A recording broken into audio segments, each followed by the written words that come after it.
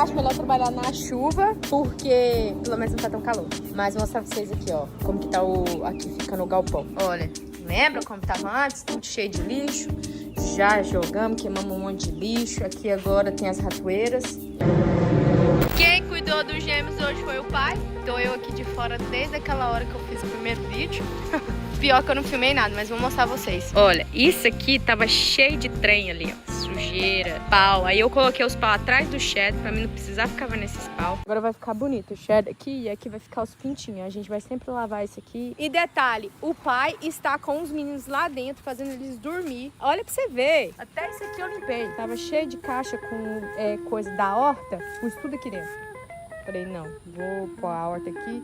Isso aqui dá pra cortar. Organizei tudo, vou ver o que eu vou jogar fora. Mas fiz meu melhor com o que eu tinha, né?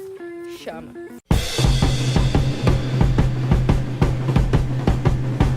E agora eu vou ver se tem um Mickey. Mickey!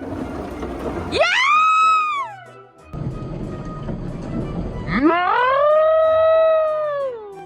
Tava aí, né?